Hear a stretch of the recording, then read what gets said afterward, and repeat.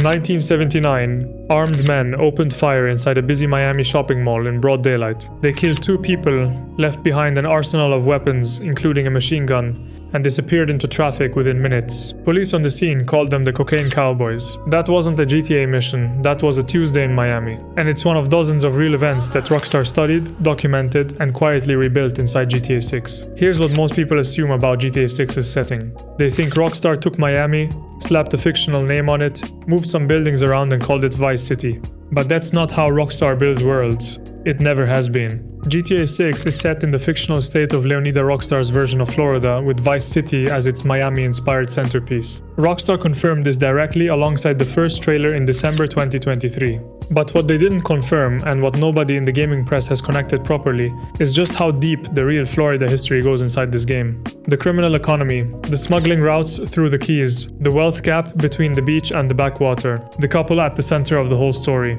All of it has a real counterpart, and some of it is almost too close to be coincidence. And when we get to the real people behind Jason and Lucia's story, specifically the documented historical couple that Rockstar's own wiki references as their direct inspiration, that's when this stops feeling like a video game and starts feeling like a history lesson. Let's start at the beginning, because to understand GTA 6, you have to understand what Florida actually was. To understand where GTA 6's criminal world comes from, you have to go back to 1980s Miami. Because what happened there wasn't just American crime history. It was the closest thing the real world has ever produced to a GTA game played at full volume. In the early 1980s, Miami became the entry point for the majority of cocaine entering the United States. Colombian cartels, primarily the Medellin cartel under Pablo Escobar, flooded the city. The result was a wave of violence, corruption, and wealth that transformed Miami almost overnight.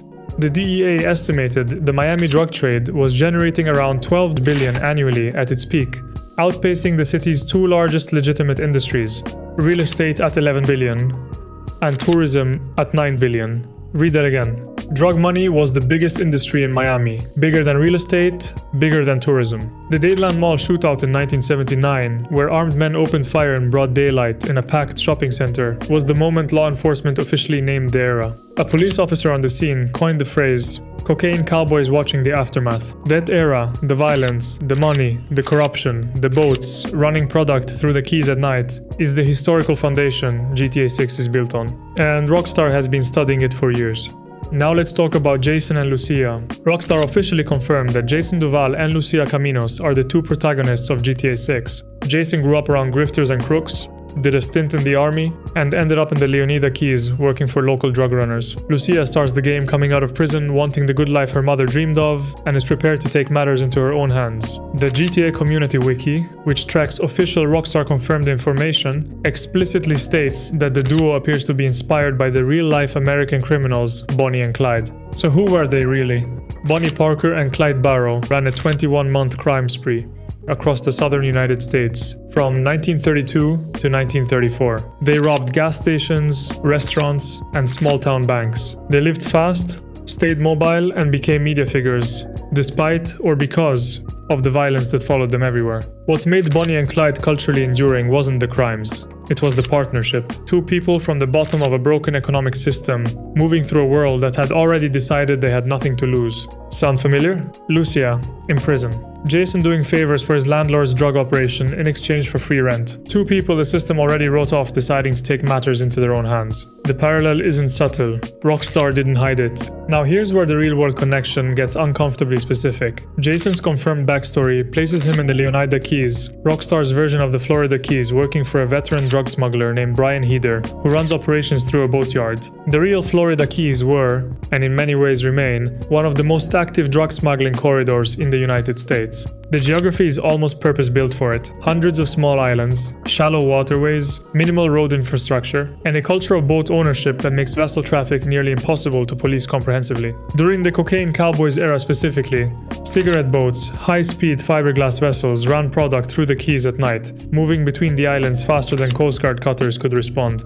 It was an entire criminal logistics network built on the geography of the place. My theory is that Brian Hader, the veteran keys smuggler who gives Jason a place to stay in exchange for favors, runs operations through a boatyard, and uses others for risky work while keeping his own hands clean. Reads almost exactly like a fictionalized version of the kind of career trafficker the real Keys produced during that era. I can't prove Rockstar based him on a specific individual, but the profile is so specific and so accurate to documented real-world key smuggling operations that calling it coincidence feels like a stretch. The boatyard, the Keys, the veteran keeping distance from the dirty work, that's not invented, that's researched. Let's talk about Vice City itself, because this is where the real-world detail becomes almost overwhelming.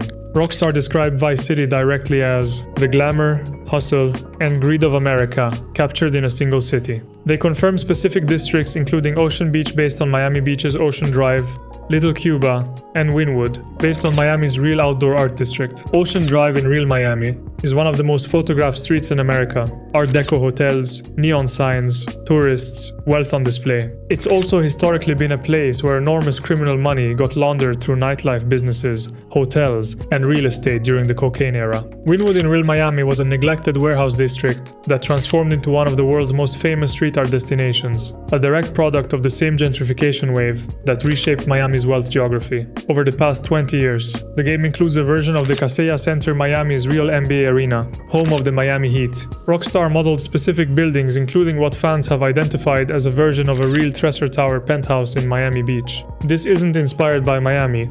This is Miami with the serial numbers filed off, building by building. So here is what the real history behind GTA 6 actually tells us, and it comes in 3 layers. First, the criminal world is documented, not invented. The Cocaine Cowboys era, the Keys smuggling routes, the boatyard operations, the money laundering through legitimate businesses, all of it is verified historical record. Rockstar didn't write a crime story. They found one that already existed and rebuilt it inside a game engine. Jason's life in the Keys isn't fiction. It's a fictionalized version of a documented criminal ecosystem that the DEA spent decades trying to dismantle. Second, the protagonists are rooted in real American criminal mythology. Bonnie and Clyde are the direct stated inspiration for Jason and Lucia. And what made the real Bonnie and Clyde resonate wasn't the violence, it was the economic context. 2 people from the bottom of a Great Depression America with nothing left to lose. Rockstar transplanted that exact template into 2020's Florida, where the wealth gap, the housing crisis, and the grinding reality of life at the bottom of the economy make the same emotional logic work for a completely new generation.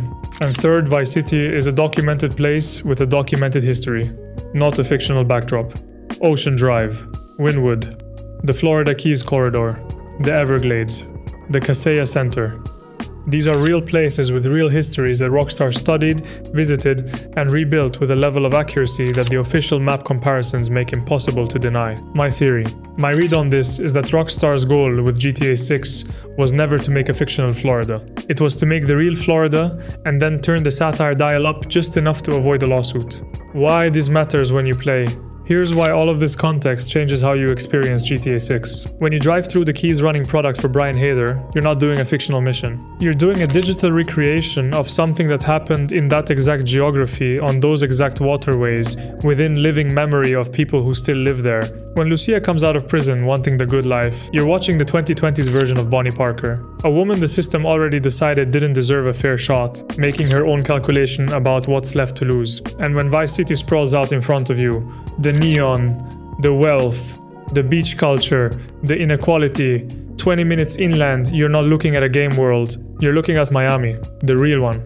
With everything Rockstar learned from studying it built into every corner. Rockstar's own official description of Vice City. The glamour, hustle, and greed of America captured in a single city. They weren't being poetic, they were being precise.